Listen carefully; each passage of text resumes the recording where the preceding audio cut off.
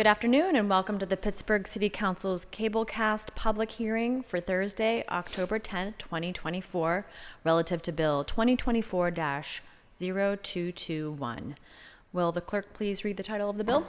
Bill 221, Ordinance Amending the Pittsburgh Code, Title 9, Zoning, Article 902.03, Zoning Map, by changing from RMH, Residential Multi-Unit, High Density, to UNC, Urban Neighborhood Commercial, certain properties located on Shady Avenue in the 7th Ward of the City of Pittsburgh, known in the Allegheny County Office of Deed Registry as block and lot numbers 84G 239 and a portion of 84G 258. Thank you very much. And we might have other council members joining us shortly. Our first order of business will be an introduction by the Department of City Planning. Welcome and thank you. If you wouldn't mind introducing yourselves. Thank you. My name is Kate Rakes. I'm a Senior Planning Manager at City Planning, Zoning and Development Review. This is Mariam Moradian. I'm reviewer of this project and I'm senior planner in Code and Commissioner. And we do have Zoning Administrator Corey Lehman on the Zoom as well if there are other questions. Thank you. And Mary, you want to do a quick introduction? Sure. Thank you so much for giving us a chance to go over this rezoning. On March 2024, Council Bill 2024-0221. It's proposed by the City Council person Erika Strasberger to amend the boundaries of the zoning district map on a parcel 84-G-239 and a portion of 84-G-258 at 245 Shady Avenue from multi-unit residential high density to urban neighborhood commercial. The Planning Commissioner at its meeting on May 14, 2024, made a positive recommendation to the City Council on this legislation. Per section 922.05.e, City Council shall hold a public hearing with 120 days of the Planning Commissioner's recommendation, unless the applicant has agreed to an extension of time. The hearing today on October 10th, 2024, it's longer than 120 days, but the applicant has agreed to an extension of time. Per section 9/2020.05.c, we have notified the applicant of the hearing date and gave at the least 21 days notice of the City Council hearing by mail and posting accordance with the notice requirement to property owner. Thank you. Thank you. Anything further from representatives from City Planning? No, Zoning? thank you. All right. Our next order of business will be a short presentation from applicant represented by Jonathan Kamen.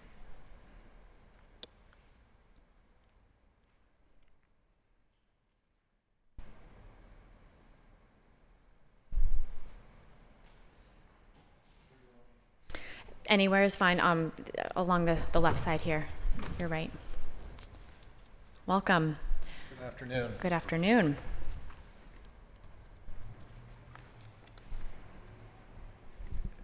And thank you to the councilwoman for holding the hearing and also for all the work that you and your staff have done within the district on this particular project. I did have a slide deck that I had sent over. I don't know if we're able to share it.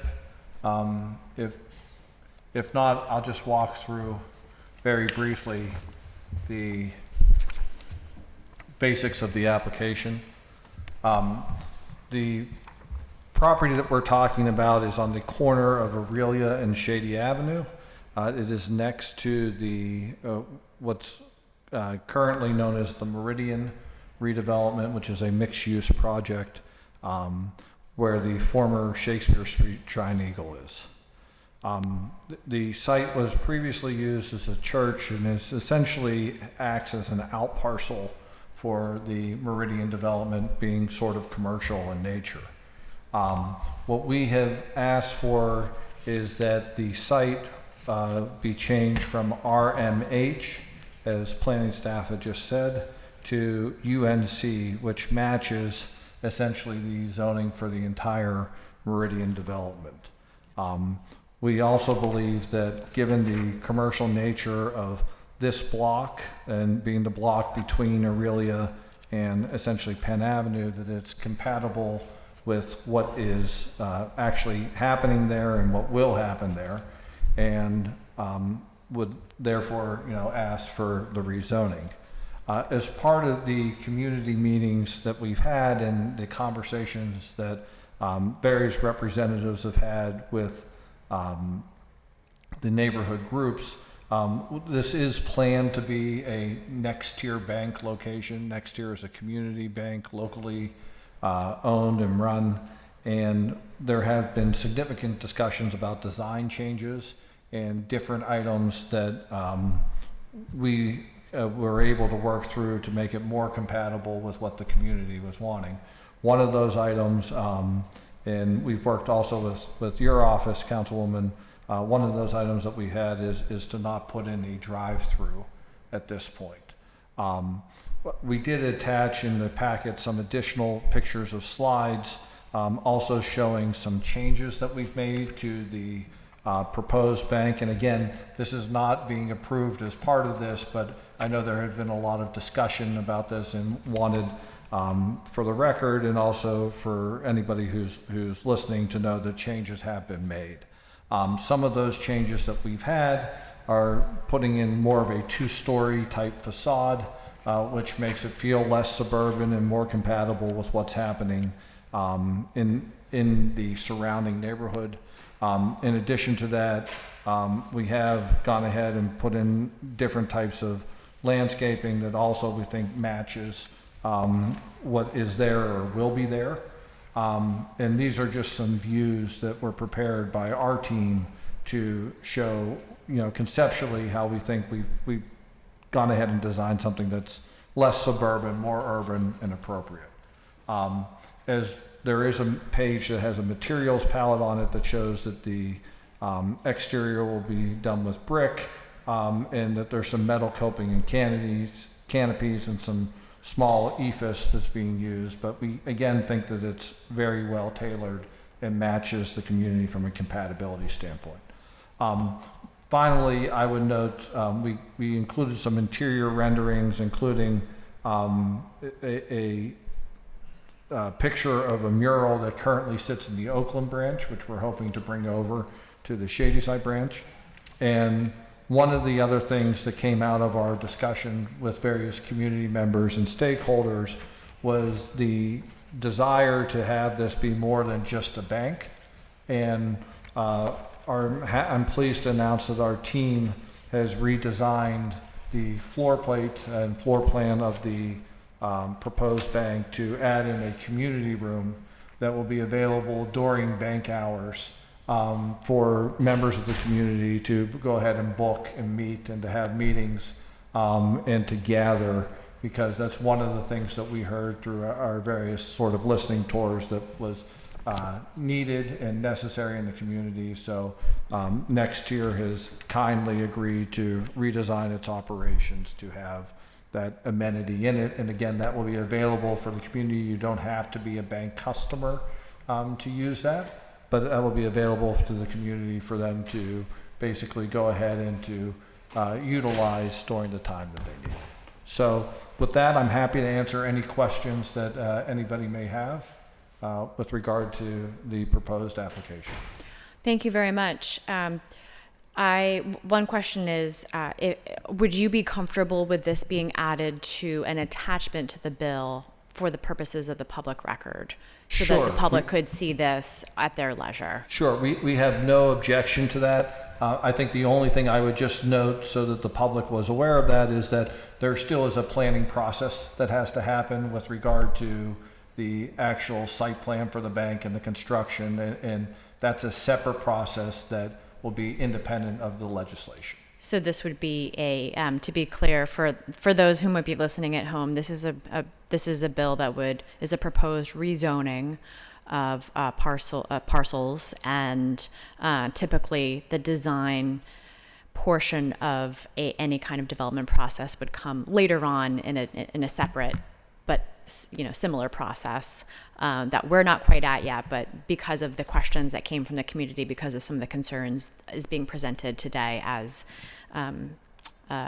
first draft options for people to consider. That's correct. This is the rezoning piece, but I think there's always what I would say concern or fear of the unknown.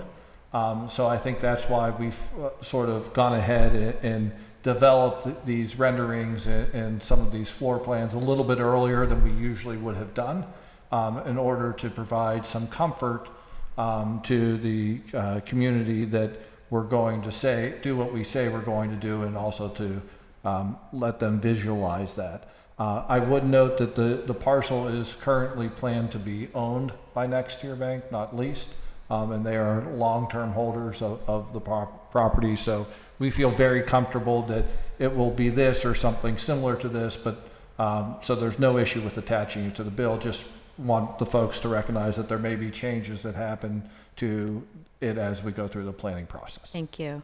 Madam Clerk, is that possible to attach this presentation to the bill for the public record so that anyone can access it at home? Thank you. I will I'll just reiterate a few things I heard in this presentation. One is that, different from the initial presentation that the community received, it proposes to not include a drive-through. And second, that it does propose to include some sort of a community room with a exterior access that is part of the building, but has access that is its own separate access, entrance and exit, separate from the front door of the bank, and a slightly taller, more urban look to the bank that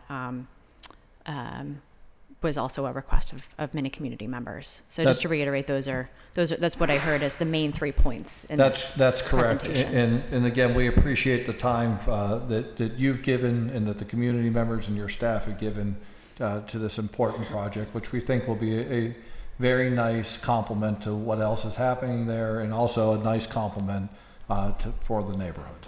Well, thank you very much. I have no further questions, so I appreciate you joining us. So having exhausted that portion of it, we will now move on to testimony from our registered speakers. And our first registered speaker is Casey Brown.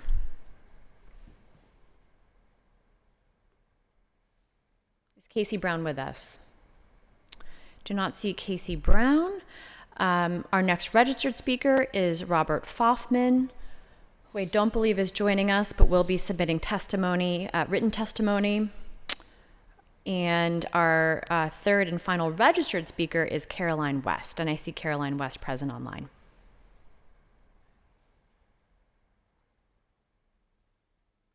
Good afternoon. Can you hear me? We can hear you.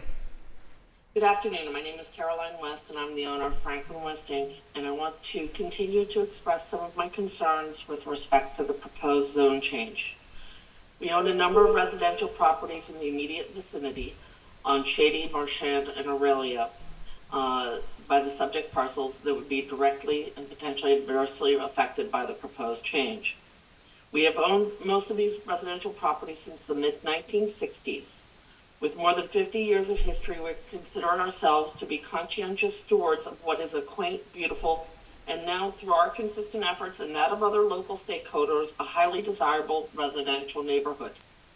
The core residential quality of life that this neighborhood, particularly as it exists in the middle of an increasingly dense and congested commercial outer ring, shouldn't be squandered or diminished.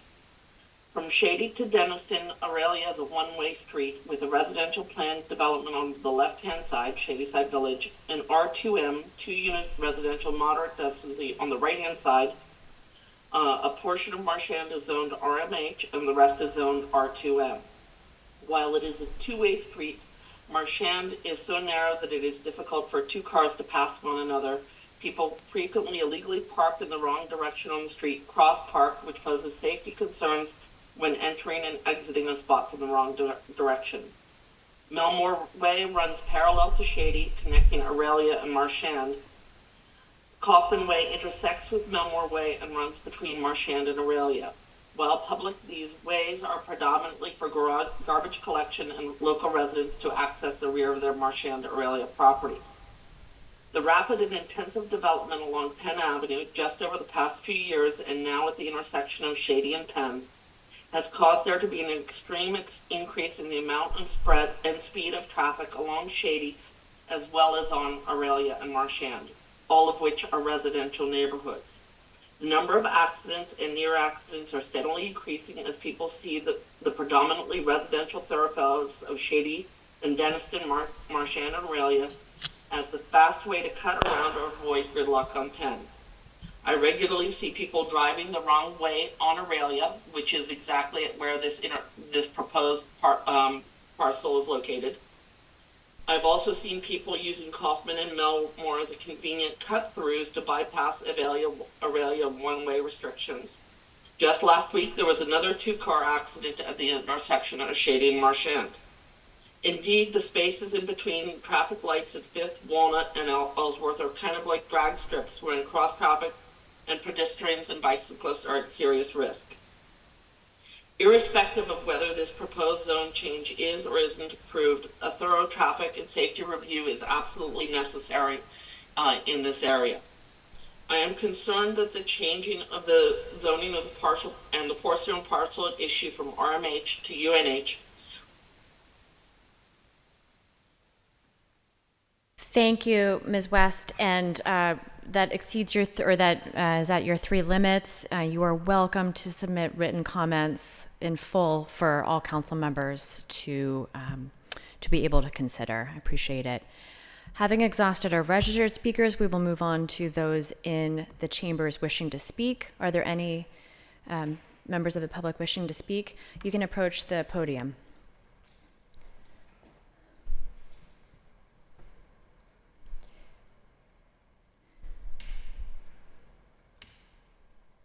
Please state your name and neighborhood for the record. You'll have 3 minutes. Hi, Georgia Berner, 100 Denniston Street, Village of Shadyside, live right next door to this project. And I am really sorry that I missed your opening demonstration, but I'm very happy I heard the end of it, because what I heard was you're not going for the drive-through. And so from that point of view, I would say thank you and welcome to the community. I brought you a quote from your own bank president, that the advantage of smaller banking is services in the way it's managed. And if you were not working with the community, that would not be good service nor good management. So I deeply appreciate your doing away with the drive-through. I am curious what the height means. Are you looking at housing, or what are you looking at? And I wasn't here in time to hear that. Does that make me out of order? We cannot respond at this time, but Okay. you can continue and we can have a discussion after your 3 minutes. Okay, good. Well, don't want it too tall. Deeply grateful for the removal of the drive-through. It really does matter. It is a community. It's one small street with a lot of wonderful people walking on it all the time. So, and I made you all an offer to come have coffee in my house and watch the traffic on the street. You're still welcome to do that. Thank you. Thank you very much. Are there any further speakers? Welcome. Good afternoon, Ms. Chairperson. My name is Maximilian Beyer. I am a resident of 100 Denniston, Unit 10, on the same street that my friend Georgia is on. I am the president of the Shadyside, of the Villages of Shadyside Housing Association. I'm speaking in the context of a resident of the community, rather on behalf of the board or the community as a whole. And my comment is that I approve personally of this development. I've had the opportunity to speak with Bob Kelly, who has always been very, very receptive to the concerns of the neighborhood. In discussing those concerns with Mr. Kelly, as George has stated, we've got a very quiet one-way street, and we wanted to keep it that way. Mr. Kelly assured me, and the development papers that have been filed by the capable Mr. John Kamen reflect an ingress and egress pattern that is acceptable to the villages of Shadyside, and we very, very much appreciate developers who are willing to hear the concerns of their neighbors and to react to those concerns by imposing on the community as little as possible, and really, really appreciate their work in that regard. Those are my comments. Thank you. Thank you very much. Are there any further speakers? Any further speakers? Now would normally be the time that we turn it over to council members to ask questions. I have only one clarifying question, and that is to Mr. Kamen. Are you able to help clarify the difference in the height from the first iteration that the community saw versus what is currently, this working proposal? Sure. And appreciate George's comments. The question that was raised specifically by Mr. Fathman in a number of the discussions were he had concerns about the design appearing too suburban. We increased the facade height to go ahead and to make it feel more urban. So we're not it's still just going to be the bank, but at least for appearances standpoint, that makes it feel a little bit more in context with what's there. It is an expense that next year is incurring to do that, but again, as part of trying to be a good neighbor, they've done that. So this is just purely architectural in nature and doesn't change anything about the operations from what we had discussed at the prior public meetings or also in the community at large. Thank you very much. I have no further questions, and so therefore, having exhausted the business of this public hearing, this meeting is adjourned. Thank you.